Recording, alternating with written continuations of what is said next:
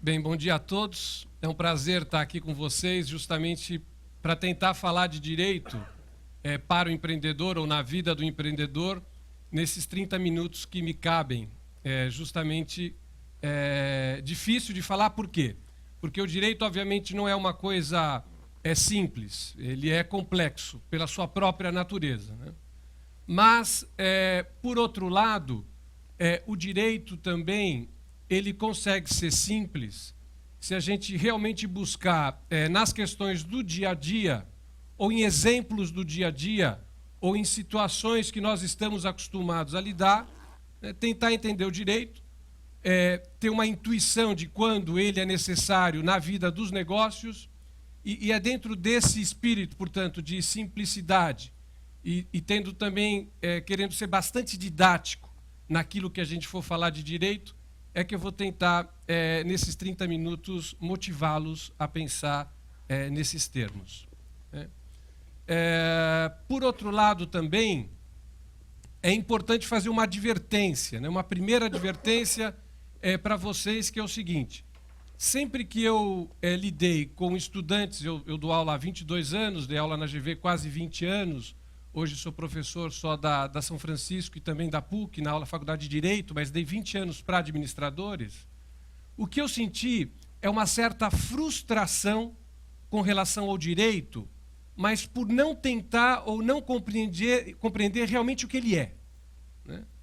E essa grande frustração, ou essa grande advertência primeira que eu faço, e acho que é muito importante para todos aqueles que estão nos seus negócios, ou mesmo em atividades de expectativa de negócios, é não confundir o direito com justiça. Pode ser um pouco duro falar isso, mas é verdade. Assim, a grande frustração que nós temos, e eu ouço dos clientes e de vários alunos, mas, professor, aquele empregado que saiu da minha empresa não tinha nenhum direito, né? E ele conseguiu, eventualmente, numa ação trabalhista, algo que me parece totalmente injusto, né? Ou, Quiroga, aquele meu sócio não fez o que eu fiz, não deu para a companhia aquilo que eu dei, não deu o esforço que eu dei, o resultado que eu dei, né?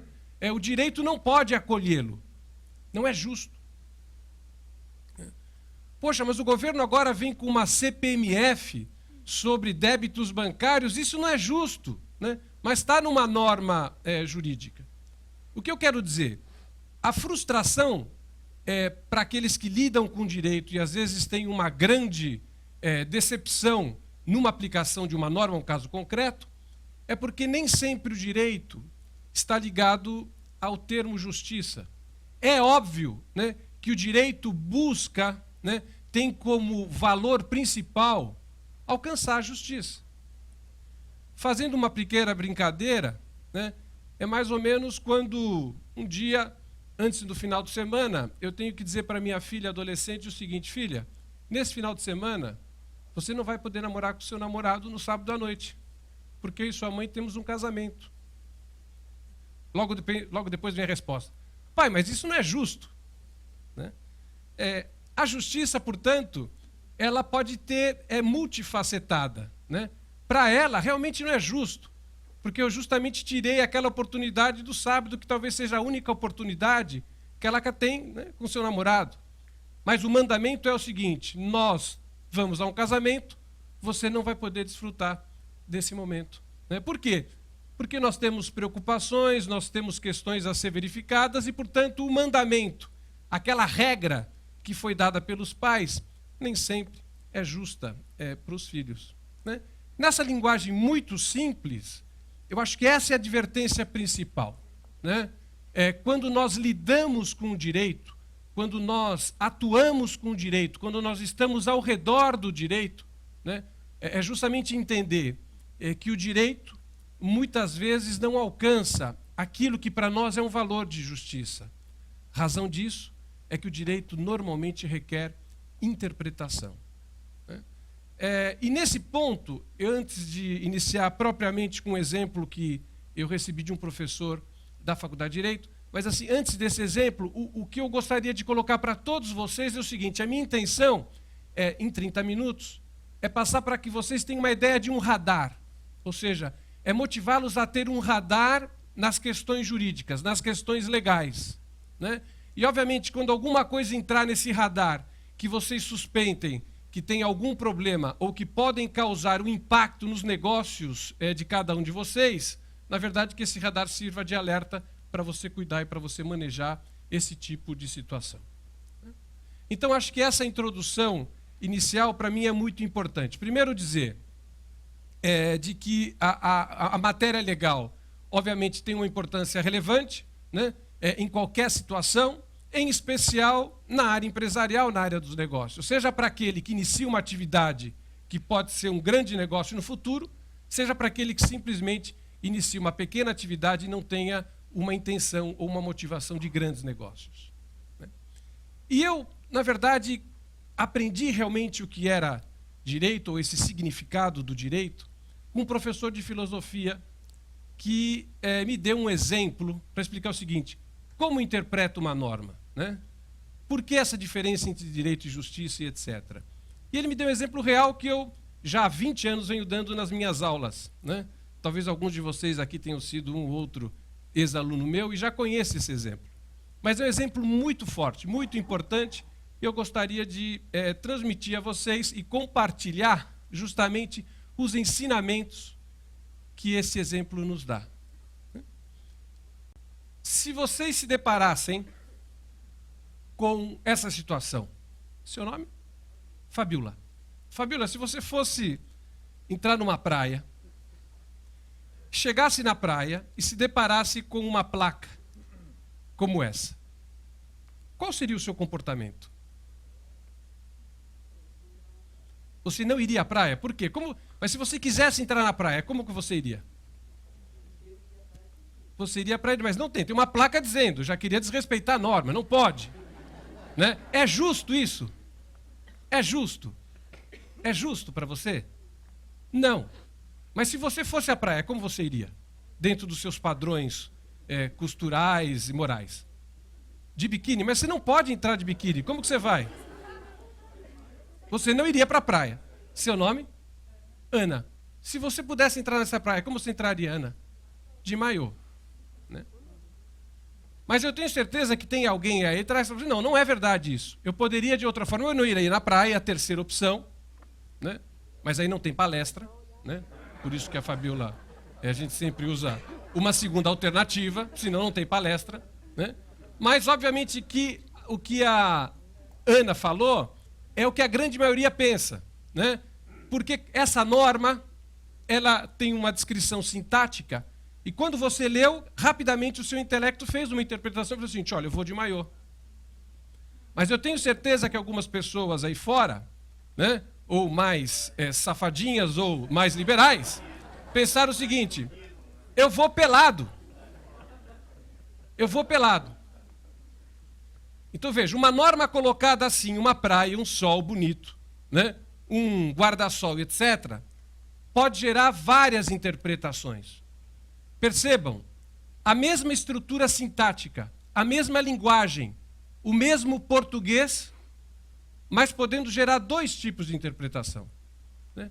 A primeira é essa aqui, que os mais experientes sabem, isso existiu no Brasil, né? Nosso presidente Jânio Quadros baixa uma norma dizendo que é proibido usar biquíni nas praias brasileiras, né? É claro que se eu pergunto a você, Fabiola, como que uma pessoa iria à praia se eu te desse aqueles dois referenciais, com certeza você responderia mais pudica, mais recatada, né?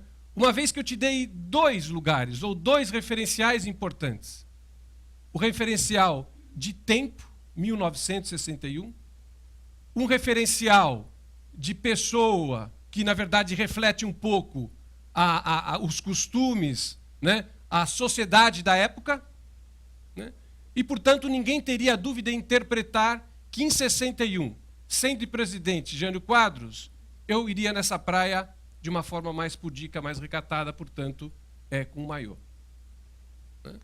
Agora, se fosse dado outro referencial, e aqui o nome Dilma Rousseff não tem nada a ver, né? Ou seja, nós não estamos refletindo aqui nenhuma opinião política, né? Mas se eu tivesse essa situação, com certeza a Ana não iria à praia de Maiô, na medida em que ela sabe que a praia de Tambaba, na Paraíba, é uma praia de naturalismo ou de nudismo. Agora, qual a razão disso? Né? Por que na primeira norma, necessariamente eu iria de Maiô? Porque a norma de direito, queira ou não queira, nesse momento estava protegendo algo, por trás dela tem um valor a proteger. Que na época, supostamente, eram os costumes, a família, né? O modo da sociedade. Portanto, a norma tinha atrás de si o quê? Algo a ser conquistado, algo que se almejava na época, que era um comportamento mais conservador. Agora imaginem que essa placa do Jânio, que existiu, que estivesse lá Ministério da Justiça, tivesse sido guardada por 40 e poucos anos, 50 anos, no Ministério da Justiça. E hoje nós pegássemos essa placa e colocássemos em Tambaba, né, a mesma placa, a mesma norma, mas com uma semântica, um significado totalmente diferente. Né? Qual a razão? Aqui, qual é o valor por trás disso? O valor é justamente proteger a liberdade de expressão. Né? Quem já foi numa praia de nudismo, inclusive tem outras regras. Olha, por favor, não ande perto de outros grupos. Procure manter uma distância de 50 metros um do outro. Homens não podem deitar de bruço. Dá para supor o que seja. Não existem atos libidinosos. Aqui não é lugar de sexo. Né? Ou seja, a própria a praia de nudismo coloca regras, né? Institui regras que ela quer o quê? Proteger um valor maior, qual seja a liberdade de expressão. A liberdade de praticar o naturalismo nessa praia. Por quê? Porque eu gosto disso, é isso que eu quero e é isso que a norma permite. Né? Então, esse exemplo, que é extremamente singelo, e eu realmente, há 20 e poucos anos, claro, no direito estou há 31, porque comecei a faculdade em 1980, né? Como professor há 22. Esse exemplo é extremamente esclarecedor para aqueles que vão lidar com o direito diuturnamente. Ou seja, primeiro, direito regra a conduta do homem, comportamento humano. Né? 2, ele regra comportamento humano porque ele quer proteger um valor. Ainda que a gente ache que esse valor não é muito adequado ao nosso, aí vem o critério de justiça. Né? 3, o direito necessariamente precisa de 2 vetores. Só dá para analisar a norma se eu te der tempo e lugar. Né? 4, o direito necessariamente é interpretativo, multifacetado. Portanto, não necessariamente existirá uma única interpretação. E daí surgem todos os conflitos. Daí surgem todas as discórdias. E daí surge também toda a ideia de que não é justo ou é justo. Aquela regrinha ali, é proibido fumar, ela tem um objetivo. É que ninguém aqui puxe um cigarro agora e provoque um caos naqueles que estejam ao seu lado. Mas até pouco tempo nós fumávamos nos aviões, nós fumávamos nos restaurantes, nós fumávamos com eventos como esse. Mudou tanto os valores, né, de 1 ano para cá, de 5 anos para cá. Ou seja, não necessariamente essa regra vai estar atrelada a essa ideia de justiça. Por quê? Porque justiça, por um lado, tem um conceito de cada um de nós ideológico. Né? Daí porque é impossível eu conseguir que o direito realize justiça para todos nós. Então, essa frustração, ela se dá muito dos negócios. Quando você, no dia a dia da sua empresa, tem sustos ou conflitos que realmente te desanimam ou te motivam. E é um pouco essa discussão que nós vamos tratar no dia de hoje, rapidamente, sempre com exemplos. Né? Então, essa ideia é uma ideia importante, né? É uma ideia de advertência, né? Para que todos não fiquem tão frustrados como às vezes eu vejo um cliente, ou um aluno, ou um colega, quando vai se referir a um tema de jornal, ou um tema particular da sua empresa. Bem, Eu poderia ter escolhido várias coisas para falar de direito, mas eu tentei, dentro dessa minha experiência, arrolar 4 pontos fundamentais, ou um quadrado de Bermudas, para não ser um triângulo, mas que poderia ser um pentágono, que poderia ser um hexágono, né? Mas eu separei 4 pontos ou 4 temas que sempre estão ao redor daquele que realiza negócios, ou daquele que faz negócios, né? E eu diria que dentro daquele radar que eu gostaria que todos, pelo menos, tivessem uma primeira visão do que nós estamos falando hoje, né? Esse radar tem 4 pontos fundamentais, né? Tributação, questões societárias ou de sociedade, né?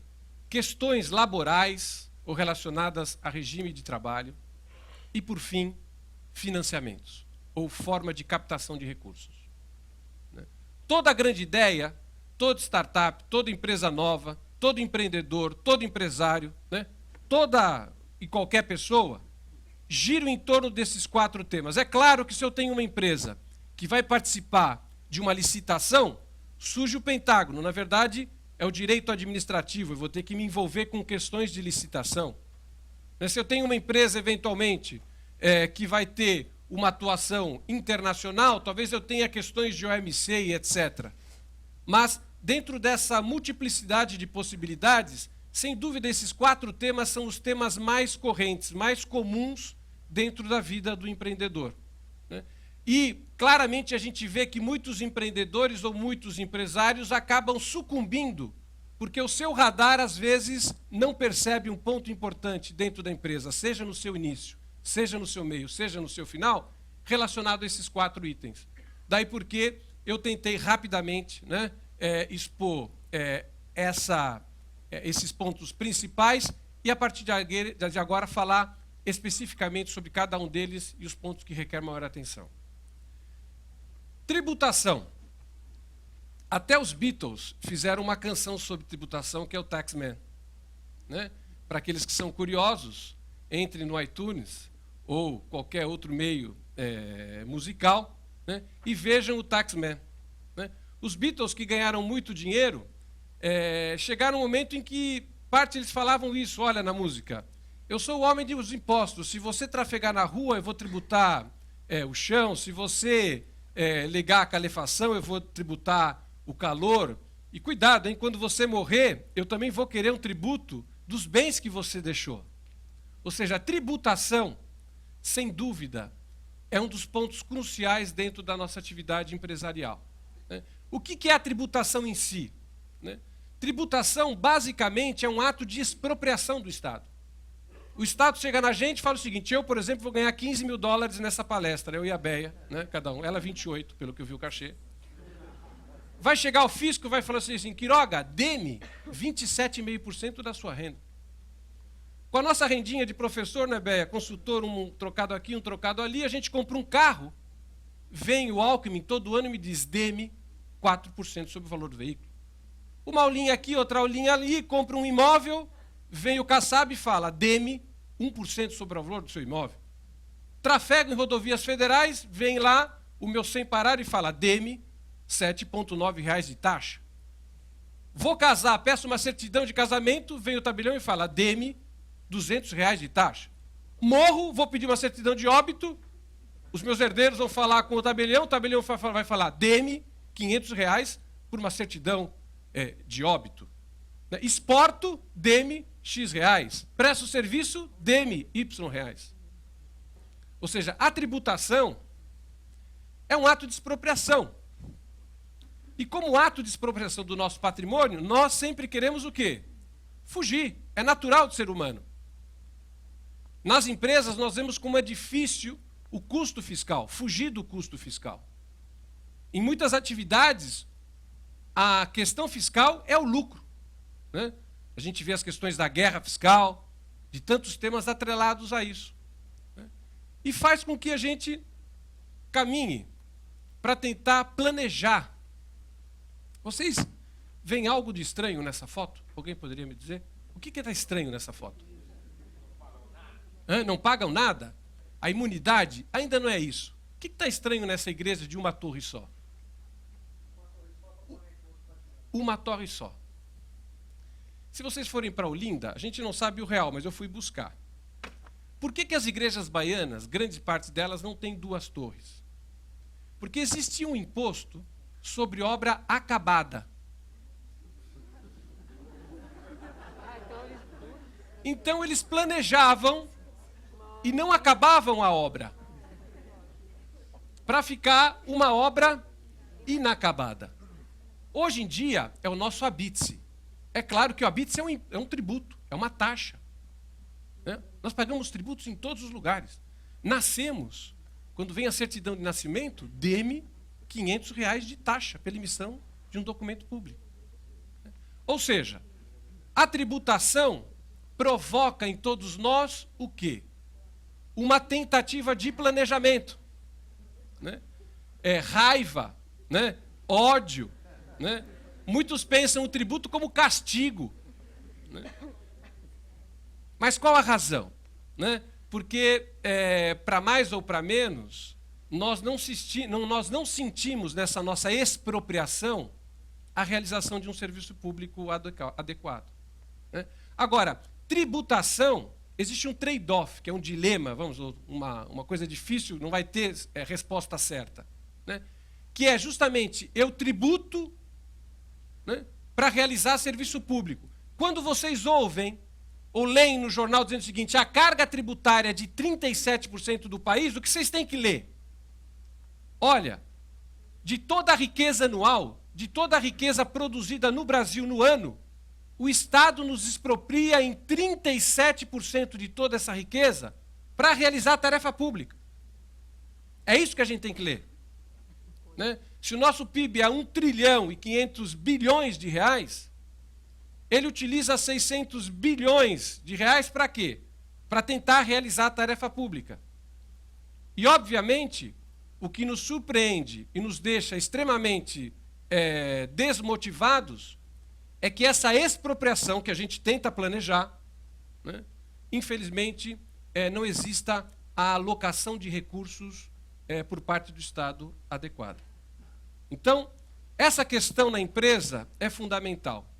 Né? Se eu vou ter o simples, se eu vou ter o presumido, se eu vou para um lugar onde eu vou ter um benefício de ICMS, ou seja, o radar em matéria de tributação tem que estar constante. Quantas empresas eu vi sucumbirem por não darem atenção às questões fiscais? Quantas empresas, infelizmente, se financiaram de tributos para pagar salário, para realizar atividade comercial? Né? O que eu quero dizer é o seguinte, em algum momento isso vai estourar. É claro que o brasileiro está acostumado um pouco com anistias. Né? Mas isso deve ser muito pensado. Todos nós esperamos uma anistia. Né? E o governo brasileiro, no decorrer dos anos, vem dando anistias. Né? O Brasil mudou rapidamente. Nós temos 8.000 fiscais federais no Brasil. São Paulo deve ter 1.000. No campo deve ter uns 400. Nada. Muitos estão pensando, que azar, sempre tem um do meu lado na minha empresa. Né? Ou seja, mas a nossa infraestrutura é pequena. Mas o que aconteceu hoje? O fisco se atualizou, se recompôs, fazendo toda uma linhagem, um entrelaçamento virtual, né? Onde o Brasil hoje arrecada por mês perto de 60 a 70 bilhões de reais de tributos. Então, isso é o nosso destino. Nascer pagando tributos, morrer pagando tributos. E nós não vamos conseguir fugir disso. É claro que a gente tem que tentar planejar. Planejamentos que sejam lícitos, planejamentos que sejam adequados. Né? Eu não sei se eu não terminaria minha obra na minha casa, eventualmente na praia, simplesmente para não pagar o habite, porque eu não posso habitar, né, na medida em que eu não paguei esse tributo. Tributação, portanto, é o primeiro ponto que deve estar no radar de todos vocês. Sociedade ou sócios. Aqui eu pedi para uma amiga tentar mostrar o Facebook. Né? O desenho não ficou tão lá essas coisas, mas ficou muito bom. Né? E espelha um pouco o grande problema societário das empresas que têm grandes ideias, mas que, num primeiro momento, a relação societária é mais de amizade do que necessariamente de negócios. E grande parte dos problemas que nós temos hoje em matéria jurídica é justamente desde o início, ou no momento adequado da sociedade, ter uma conversa dura sobre questões societárias. Nem sempre o amigo é o melhor sócio, nem sempre o cunhado é o melhor sócio, né? Nem sempre a irmã é o melhor sócio, nem sempre o pai é o melhor sócio, né? E essa avaliação, mais do que uma avaliação técnica, é uma avaliação psicológica. Na medida em que cada um tem uma representação, e o primeiro trade-off que surge sempre é: eu dei o capital, você dá o trabalho. Qual é o mais importante? Né? Eu conquisto negócios, você toca a minha empresa. Qual é o mais importante? Qual é o valor principal disso? E as questões societárias, sem dúvida, no mundo atual, elas estão cada vez mais fortes, cada vez mais difíceis. Esse exemplo do filme que a gente viu simplesmente do Facebook é um exemplo de como começou uma grande ideia bilionária, que obviamente teve um problema legal no início, e que muitos de nós não sabemos na medida em que tem todo um sigilo pelo direito americano por trás de revelação, mas sem dúvida é uma grande ideia, bilionária e vencedora, mas que teve que passar por uma disputa, ou teve que passar necessariamente por uma visão da sociedade, papel melhor de cada sócio, né, e como, justamente, eu vou fazer isso de uma forma muito clara. Dentro do tema das sociedades, um tema muito importante que surge, talvez a Bé em algum momento vá colocar, é a questão dos coletivos, né? Trabalho é um coletivo. Nós temos 4 grandes coletivos na vida, se a gente perceber. Primeiro é família. O segundo coletivo é a religião. O terceiro coletivo é a escola. E o quarto coletivo é o trabalho. Né? Escola nós não escolhemos, são nossos pais que colocam lá, só depois que a gente escolhe quando vai para a faculdade. Família nós não escolhemos, nós nascemos. Só depois de velhos é que nós escolhemos a nossa família. Religião nós não escolhemos, são nossos pais que nos batizam ou não nos batizam, ou nos colocam numa religião XPTO, e só depois que nós escolhemos. Trabalho é o único coletivo que nós escolhemos. Né? Nós já estamos numa função adulta e, portanto, nós temos condições de escolher. E o gozado é o seguinte: esses 4 coletivos competem entre si. Se eu fico até às 11 horas da noite no escritório, a minha família fala: poxa, você devia estar chegando antes em casa. Né? Se eu sou uma pessoa extremamente religiosa e vou para o culto, quase que 200 pessoas, é quase um culto, não é uma palestra, eu falei, vou ser convidado para um culto. Mas se eu vou para um culto no final de semana, o que acontece? Necessariamente, eles competem, os coletivos competem. Justamente o trabalho, questões societárias, existe essa competição.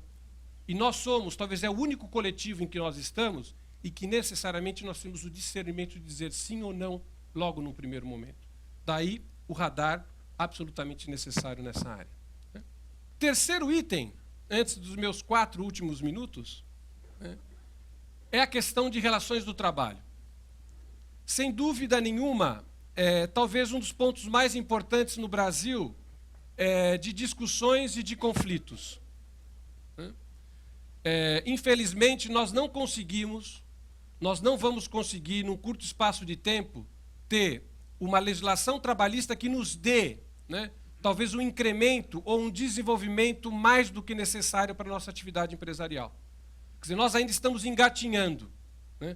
O Brasil ainda tem uma grande tradição de proteção dos direitos sociais, que veio extremamente também fortalecida na Constituição de 88. Né? E com essa modernidade, com esse crescimento da economia, em algum momento esse tema vai ser colocado. Né? E o que a gente vê também são práticas muito comuns. Não registro, faço uma pessoa jurídica, pego uma cooperativa. Né? E essas atividades, depois, quando já volumosas, provocam eventualmente contingências e litígios importantes para uma empresa. Né? Daí porque o quarto tema fundamental, a questão laboral. E, por fim, temos que falar do tio Patinhas. Né? Hoje, só se ouve falar de IPO, de private equity, né, de venture capital, né, de financiamentos. Ou seja, o Brasil hoje encontra-se num momento especial. Em 2007 ou 2008, nós tivemos quase 65 IPOs no Brasil. Os M&As hoje no Brasil são absolutamente incríveis, muito parecidos com os M&As em termos de número, M&As dos Estados Unidos, né? As empresas brasileiras, os mercados se consolidando, e obviamente tudo isso necessariamente precisa de capital, né? E justamente as grandes ideias hoje no mercado, existe essa tônica, ou essa vocação de justamente querer financiar para ser sócio e depois usufruir do gozo, ou gozar dos benefícios e lucros dessa companhia inicial, né? Hoje, nós vemos empresários que começam com uma empresa pequena, recebem um pequeno aporte de capital, chamados Ventures Capital, depois investidores mais apetitosos vêm, o Private Equity, engordam a companhia, comprando participações minoritárias, e depois saem, eventualmente, num IPO ao mercado. Quantos IPOs, quantas operações nós estamos vendo no mundo atual, que antes nós achávamos que não seria possível em termos de Brasil. O mercado de capitais como forma de financiamento é extremamente rica, e o que a gente vê no Brasil fiquem atentos, né? No sentido de buscar capital, porque hoje a liquidez é grande, o interesse dos empresários desculpe, é grande e, portanto, devem ser buscados com muita motivação e persistência. Ou seja, a área de financiamento hoje, como eu me financio, como eu capto recursos, ela é fundamental. O que eu gostaria de passar a vocês: não se frustrem com o direito. O direito realmente requer ou possibilita várias interpretações, né? E cada um de nós vai ter um referencial se a interpretação foi justa ou injusta. Dentro dos negócios, o radar desses 4 pontos que eu coloquei: tributação, questões societárias, né, questões laborais e de captação de recursos, são fundamentais, na medida em que isso são, talvez, 4 pilares da atividade de cada um de vocês. Era esse o objetivo, e eu fico à disposição para perguntas. Obrigado.